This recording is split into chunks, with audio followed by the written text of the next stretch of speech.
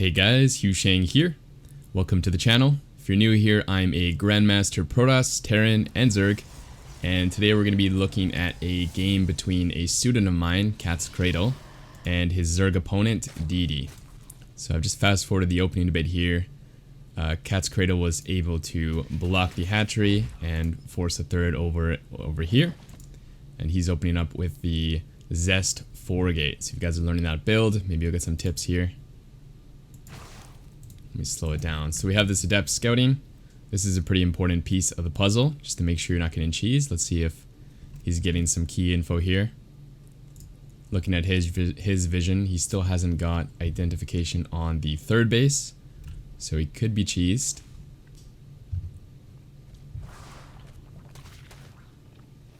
And generally, speed finishes up at about 330, so he's going to want to get this scout and then leave.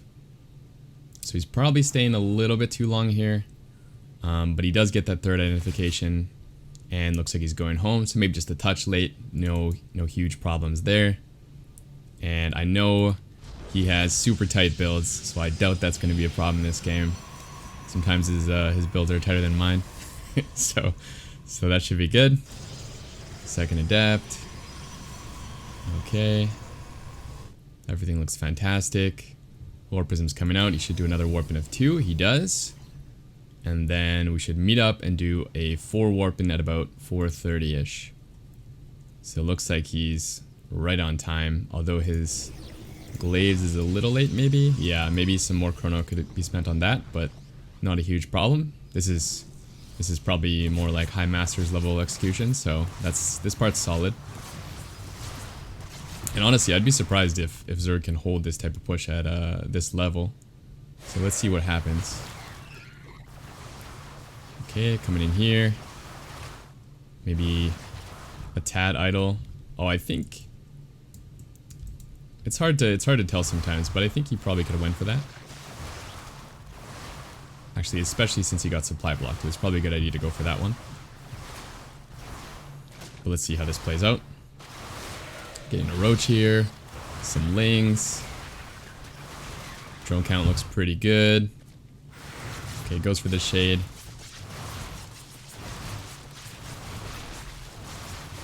Probably could have grabbed a couple of these and just targeted some drones. Yeah, this is great. At this point, he's already pretty ahead, I think. So any extra damage is going to be bonus.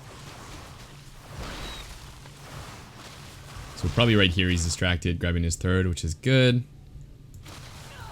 I think his immortals are quite late. Let's go back a sec. So right here, when he shades in, you want to be looking for roaches. Like, is the Zerg actually making roaches? And so, not here, but the next shade, he's going to see the roaches for sure.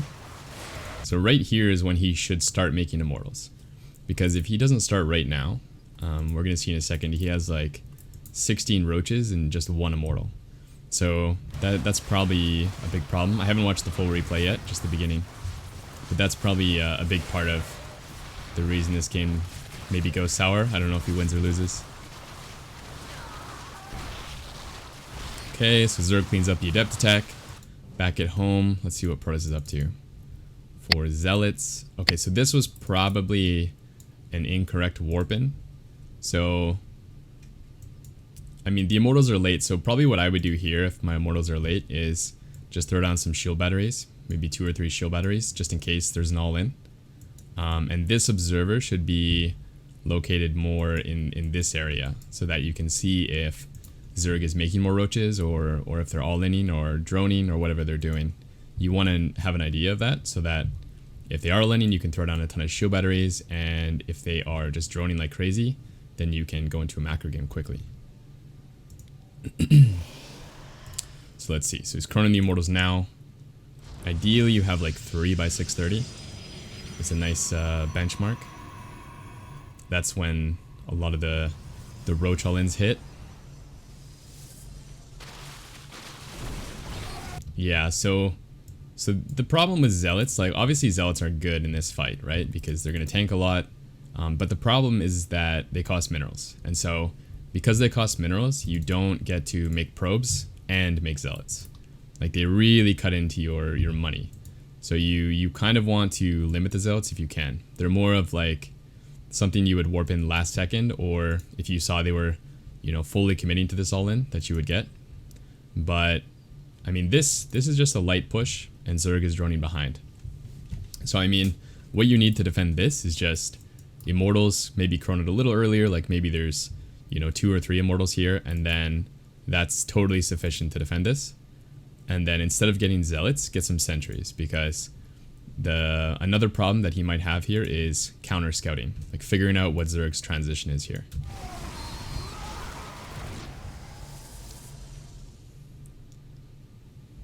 Yeah, so big pause and probes there while he was dealing with this, and that's understandable. 2 sentries, there we go. So there's the sentries we want. Forge is on the way. He's not rushing his gates, which is good. I see a lot of Protoss trying to get, you know, 8 gates right away here, and you don't need to do that. Even if you're getting all in, you can just warp in off 4 usually, at least for a while. Okay, now we're getting the gates, good. Maybe one like small addition you can make is just throwing, you know, 1 or 2 gates like right here, just to prevent lings from sneaking in this area, or banelings later on. So what I'm curious about here is the hallucinated phoenixes. Perfect. Okay, let's see if he gets the scout he needs, because it looks like Zerg's going muta, and so that's one of those techs, if you don't scout it, you basically just insta lose, unless you're super over safe. Oh boy. Okay, whew. Close call. Okay, sees the muta. He also sees a lot of banes. So right here, I'm not sure if he realizes, but if you see Zerg making lots of Ravagers and lots of Banes, these are super gas heavy units. So if Zerg makes this, they're not actually making a lot of mutas, right? Like this Zerg's got double Evo, got lots of Banes, got Ravagers, all this is tons of gas. So he doesn't really need to prepare that much for mutas here. So let's see if he overreacts. Probably all he needs is like Blink started and like 1 cannon per base, and that's it. Okay, lots of zealots here. So this seems to be the main problem actually. Like so far in this game is way too many zealots. Way too many. Unless you're attacking.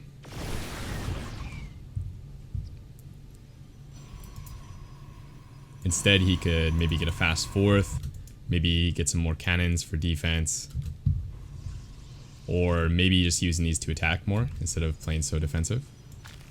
But honestly, it's probably better just to not attack, because Zerg has so much defense right now.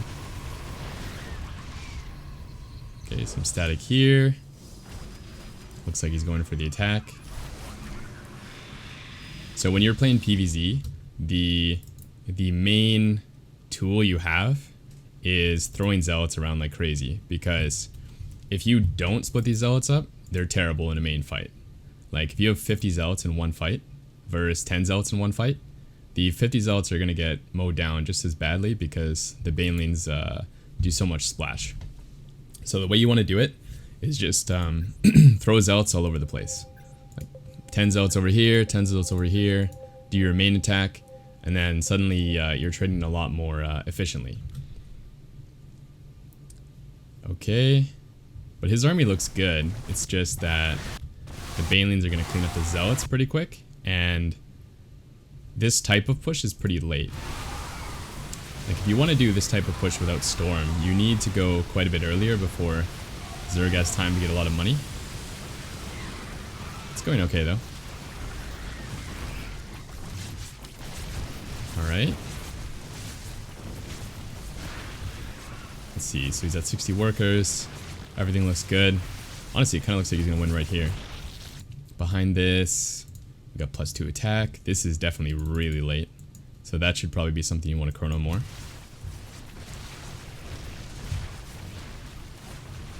Looks good. Usually in these situations you want to keep your units together. So I think this could have went a lot better after this fight. Right here. It's starting to go okay.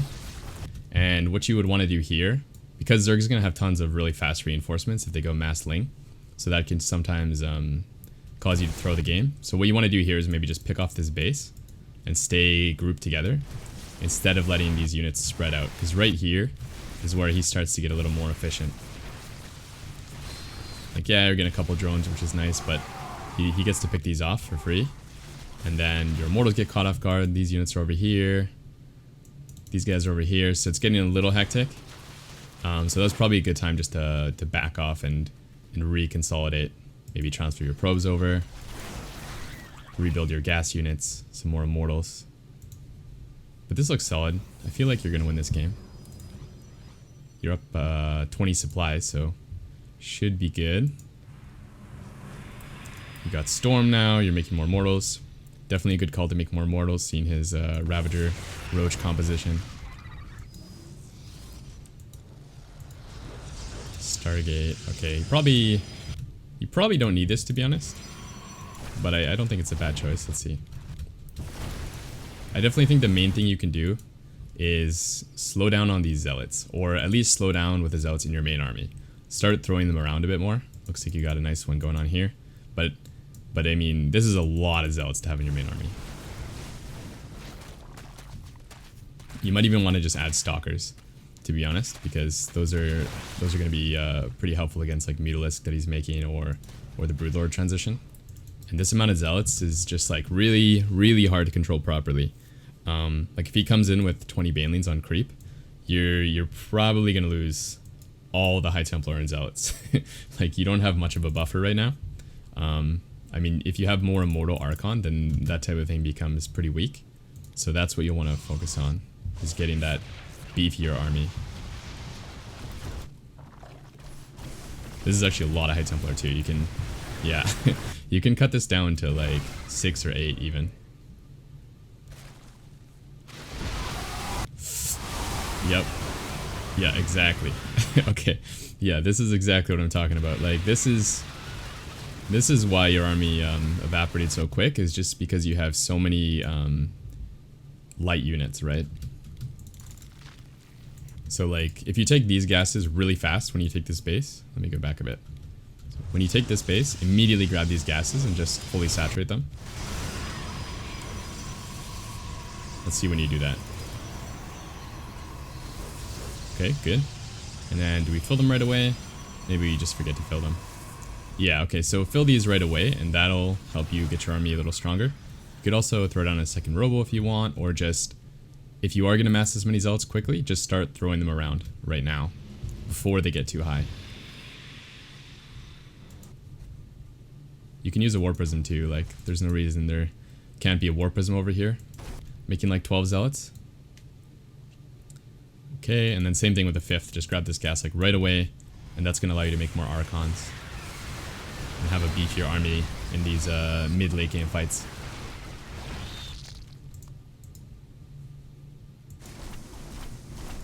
I think you played this game pretty good though. Like, yeah, oh wow, he has so many drones now. That's actually crazy. Where are they? He doesn't have any bases. Where are these drones? Holy crap. 33 drones on 4 patches. Oh my god. What a guy. Yeah, so this is definitely a better army. More Archons here. Like, this is going to tank the Banelings, and this is what you need to last fight. So this is much better.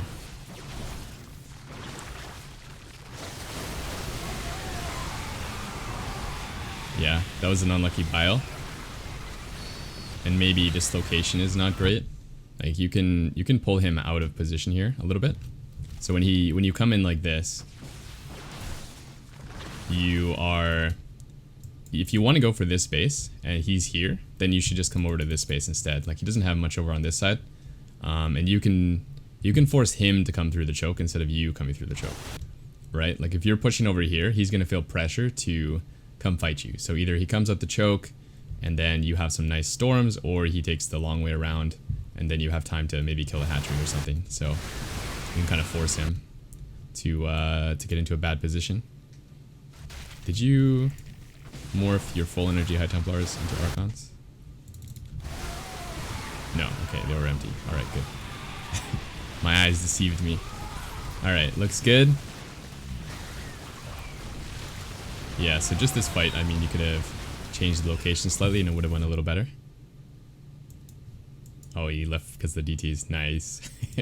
Good play. Yeah, so main thing here that you need to, or that you would want to fix, is getting your gases quicker, and try not to have so many zealots in your composition. Use those more for run bys to just trade it out against Zerg's gas units, and then focus more on building up your gas army.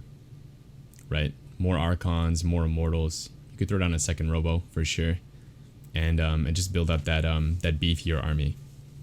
All right, cool. Hope you guys learned something. This was Huge Shank Tutorials analysis series.